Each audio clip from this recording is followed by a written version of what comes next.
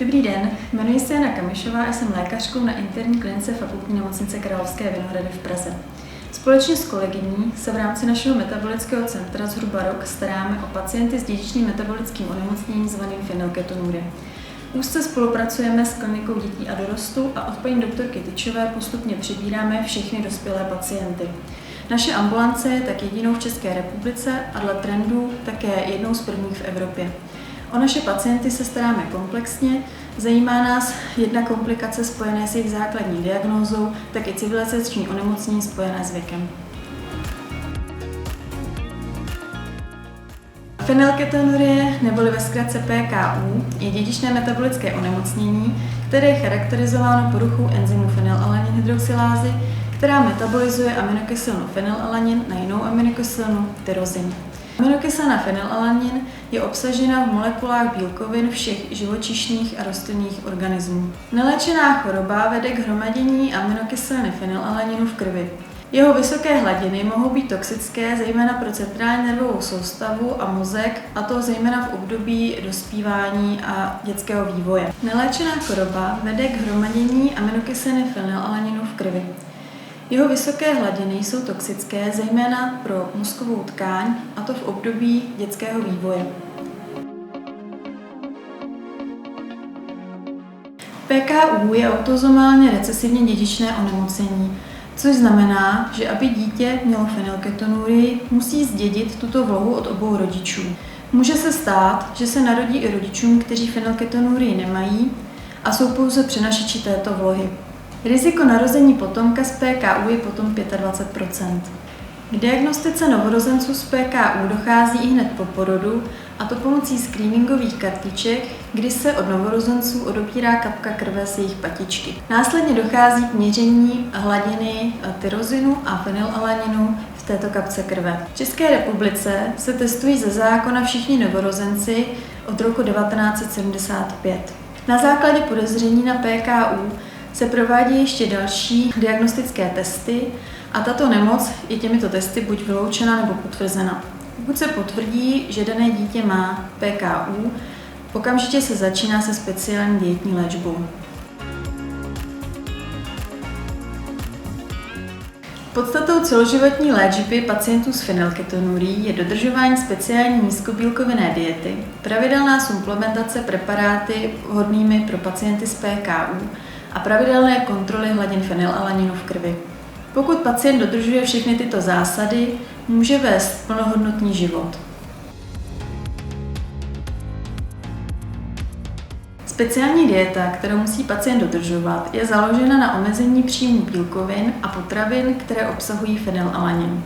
Tělo přirozeně potřebuje i ostatní aminokyseliny ke svému růstu a vývoji. Tyto aminokyseliny jsou obsaženy v preparátech speciálně určených pro pacienty s fenylketonurií a neobsahují fenylalanin. Speciální preparáty určené pro pacienty s PKU obsahují kromě důležitých bílkovin také minerály, stopové prvky a jsou zdrojem energie pro pacienty. Preparáty jsou většinou zprostředkovány metabolickým centrem, kde je pacient sledován, a jejich množství většinou určuje nutriční specialista na základě celkového propočtu jídelníčku a energetického příjmu.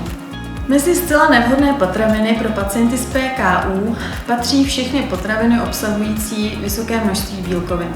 Je to především maso a masné výrobky, uzeniny, sojové výrobky, mouka a pečivo, mléčné výrobky a mléko samotné. Také je potřeba se vyhýbat nápojům a potravinám obsahující umělé sladido aspartam, protože to obsahuje vysoké množství fenylalaninu.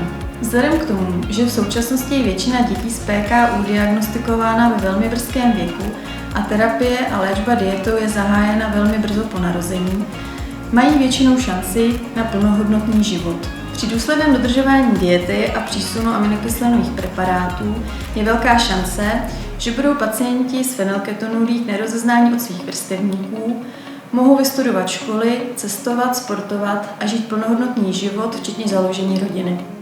A teď se pojďme podívat na pár receptů, které jsou vhodné pro pacienty s fenylketonurií.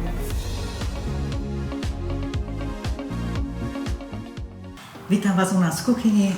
Moje meno je Mária Maníková, som nutričná terapeutka a špecializujem sa na výživu pri fenylketonúrii. Moje pôsobisko je na Slovensku v Košiciach. V rámci tohto našho spoločného varenia vám chceme ukázať, že aj nízkobielkovinová dieta vie byť chutná a rôznorodá. Dnes som si na pomoc do našej kuchyne pozvala Miroslava, je to jeden z našich pacientov. Veľmi sa teším. Mirko, povedz nám prosím niečo o sebe. Dobrý deň, prajem v prvom rade. Momentálne som teda študentom masmediálnej komunikácie v Trnave. Študujem práve v bakalárskom ročníku, no a popri škole sa teda venujem aj marketingu, v ktorom ja teda pracujem. A popri týchto všetkých aktivitách mám čas aj na nejaké dobrovoľnícke aktivity a teda som veľmi rád, že tu dnes môžem byť, pretože mám veľmi rád varenie vo voľnom čase a som teda zvedavý, že čo dnes spolu pripravíme. Dnes si budeme pripravovať také ikonické americké raňajky, kde okrem vajíčok a slaniny tam nesmú chýbať ani vláčne lievance, takže sa dáme na lievance sladké. Super, to znie výborné. Určite to ocenia aj milovníci sladkých jedál. Keď sme už pri tom, ako si ty na tom, máš radšej sladké alebo slané jedá? Tak o mnoho radšej mám slané jedá, tým, že sa teraz trošku snažím schudnúť, tak tá zelenina na tie raňajky je pre mňa taká najlepšia, ale dnes si spravím výnimku a myslím si, že to tréner nejako pochopí. No, tak uvidíme, bude to určite chutiť. Určite dúfam aj ja. Na prípravu amerických lievancov budeme potrebovať nízkobielkovinovú múku, náhradu vajíčok, nízkobielkovinové mlieko, prášok do pečiva, cukor samozrejme na osladenie, štipku soli. Na ozdobu je to podľa chutí, džem, rôzne ovocie, budeme opekať na masle a na záver môžeme posypať práškovým cukrom. Úplne nakoniec prelieme javorovým sirupom. Prvý krok je vyšľahať náhradu vajec a pripravíme si mlieko, nízkobielkovinové, takisto s vodou. Mirko, poprosím ťa, rozšľahaj mi vajíčka. Samozrejme. Predpokladám, že každý vie, ako sa vajíčka pripravujú. Na 10 gramov prášku sa dáva 40 ml vody. Ja pripravím nízkobielkovinové mlieko. Rozšľahnem to. Chcel som sa spýtať ohľadom tejto náhrady týchto vajec, pretože veľmi dobre vieme, že pre fenylketonurikov sú teda vajcia nie zdravé, majú vysoký obsah bielkovín a fenylalaninu. A teda by ma zaujímalo, pretože teraz sú veľmi známe a populárne prepeličie vajíčka, ktoré sú aj teda pre človeka veľmi zdravé, majú aj rôzne vitamíny, minerály a tak ďalej. A chcel som sa spýtať, že či by sme v tomto recepte mohli použiť tieto prepeličie vajíčka a že možno aké majú tie hodnoty fenylalaninu. Určite by sme mohli, ak sa jedná o varenie pre dospelých, tí majú vyššiu toleranciu, tak pre porovnanie slepačie vajíčko na 100 gramov má nejakých 730 mg fenylalaninu, kým prepeličie na 100 gramov má 460. A tak pre zaujímavosť, jedno prepeličie vajíčko mini má asi 13 gramov a obsahuje 60 mg fenylalaninu. Takže v tomto recepte by sme možno aj dve mohli použiť. Samozrejme, že napríklad pre mňa, keďže som už aj dospelý človek a že mám jednoducho tú toleranciu vyššiu, tak už je to v poriadku. Určite by sa dalo nahradiť. Dobre, ale teda zatiaľ použijeme vaječnú náhražku a uvidíme, čo to dá. Prosím ťa, Mirko, teraz daj mliečko do misky a zamiešaj do toho vaječnú náhradu. Ja zmiešam všetky suché ingrediencie. Máme tu múku, pridáme prášok do pečiva, cukor a štipku soli. Mňa by zaujímalo, že keď sa teda používa nízkobielkovinová múka pre tento recept, tak by ma zaujímalo, že či vieme využiť aj teda pre fenylketonurikov napríklad nejaké náhrady bezlepkových múk. Či je to vhodné pre nás? Dá sa, áno. Je veľa bezlepkových zmesí, ktoré sa dajú využiť aj pre fenylketonurikov. Len je potrebné určite sledovať hodnoty fenylalaninu. Ale potom sú aj také múky, ako napríklad tapioková múka, tá má 0 fenylalaninu. Alebo potom sú rýžové múky, ale to sú také škroby, už rýžová, kukuličná, zemiakový škrob. Tie sa dajú využiť aj pri bezlepkovej aj pri nízkobielkovinovej diete. To znamená, že sú to ako keby takéto prírodné alternatívy, ktoré vieme nájsť aj voľne dostupných obchodoch. Tak to je super. Poďme teda pokračovať ďalej. No, toto zašľahaj, prosím ťa. Dobre, a ja si prisypem toto. Budeme to prisypovať po častiach. Musíme dôkladne premiešať, aby sa nám neurobili zrúbky. Áno. Cesto nám pol hodinu odstalo. Pozrite sa na konzistenciu tohto cesta.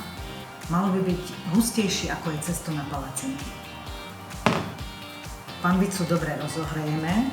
Dáme tam lyžičku masla. A nalejeme cesto.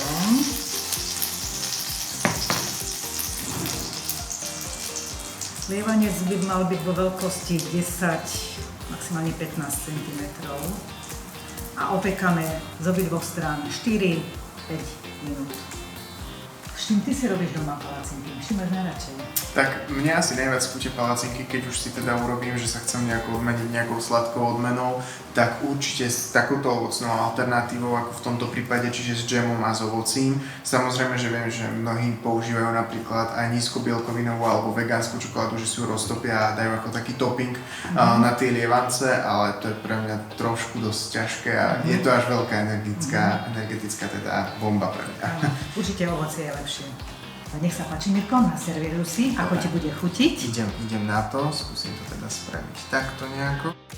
Ja by som sa teda chcel spýtať, že máme tu už teda nejakú finálnu porciu, nejaké finálne možno alternatíva raňajok pripravená, môže byť pre niekoho aj sladký obed alebo večera.